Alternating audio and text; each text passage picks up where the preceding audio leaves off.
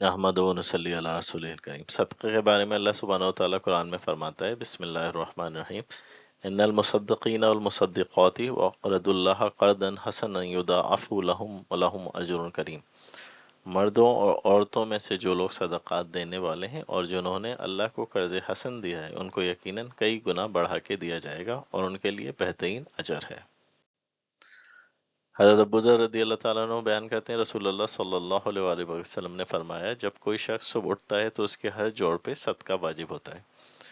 اور اس کا ایک بار سبحان اللہ کہہ دینا صدقہ ہے، ایک بار الحمدللہ کہہ دینا صدقہ ہے، ایک بار لا الہ الا اللہ کہہ دینا صدقہ ہے، ایک بار اللہ اکبر کہہ دینا صدقہ ہے، کسی شخص کو نیکی کا حکم دینا صدقہ ہے، کسی کو برائی سے روک دینا صدقہ ہے، اور چاش کی نماز پڑھ لینا ان تمام امور سے کفایت کر جاتا ہے۔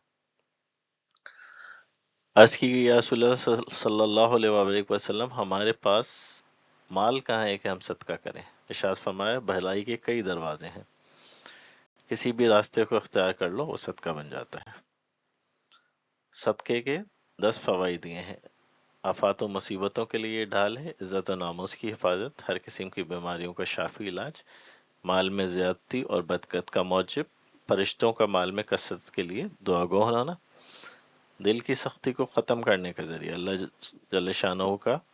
غصہ ٹھنڈا کرنے کا سبب، بری موت سے حفاظت، عذاب قبر اور جہنم سے حفاظت، قیامت کی آگ برساتی گرمی میں ٹھنڈا سایہ بن کے یہ ابر کی طرح سر پہ گامزن ہوگا۔ صدقے کی مختلف شکلیں یہ ہے، اپنے بھائی کے سامنے تمہارا مسکرانا تمہارے لیے صدقہ ہے، تمہیں بھلائی کا حکم دینا اور برائی سے روکنا صدقہ ہے، کسی کو راستہ دکھا دینا صدقہ ہے، بھٹک جانے والے کو پتھر کانٹا اور ہڈی کو راستے سے ہٹا دینا صدقہ ہے، اپنے بھائی کے مال میں کچھ ڈالنا تمہارے لیے صدقہ ہے،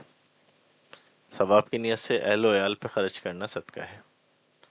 اچھی بات منہ سے نکالنا صدقہ ہے، ہر قدم جو نماز کے لیے اٹھتا ہے وہ بھی صدقہ ہے، سب سے افضل صدقہ آپس میں صلح کروانا ہے، ہر ملنے والے کو سلام کرنا بھی صدقہ ہے۔ رسول اللہ صلی اللہ علیہ وآلہ وسلم نے فرمایا، جو پاک دامنی چاہتے ہوئے اپنے آپ پہ کچھ خرچ کرے تو یہ اس کے لیے صدقہ ہے، اور جو اپنے بیوی بچوں اور گھر والوں پہ خرچ کرے تو یہ بھی صدقہ ہے، اور بہترین صدقہ یہ ہے کہ مسلمان شخص علم حاصل کر کے اپنے مسلمان بھائی کو سکھا دے۔ پانی کا بھی صدقہ ہوتا ہے۔ حضرت سعد رضی اللہ تعالیٰ عنہ نے عرض کیا، یا رسول اللہ، میری والدہ کا انتقال ہو گیا ہے، اصالِ ثواب کے لیے کون سا صدقہ زیادہ افضل ہے؟ رسول اللہ صلی اللہ علیہ وسلم نے فرمایا، پانی سب سے افضل صدقہ ہے۔ اس پر سعد نے اپنی والدہ کے ثواب کے لیے ایک کنواں کھدوا دیا۔ حضرت ابو ہریرہ رضی اللہ تعالیٰ عنہ سے روایت، رسول اللہ صلی اللہ علیہ وسلم نے فرمایا، جو شخص حلال کمائی سے ایک کھجور کے برابر صدقہ کرتا ہے تو اللہ اس میں زیادتی کرتا ہے، یہاں تک کہ اس کا صدقہ پہاڑ کے برابر ہو جاتا ہے۔ یعنی حلال کمائی صدقے کے لیے اہم ایک شرط ہے، حرام کی کمائی سے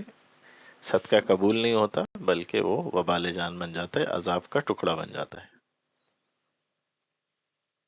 بے شک صدقہ رب کے غصے کو بجھاتا ہے اور بری موت کو دفع کرتا ہے، سنن ترمذی کی حدیث ہے۔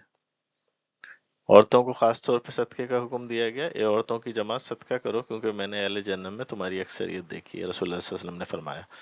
عورتوں نے پوچھا، اے اللہ کے رسول، اس کثرت کا سبب کیا ہے؟ فرمایا، تم بکثرت لعنت ملامت کرتی ہو اور خاوند کی ناشکری کرتی ہو،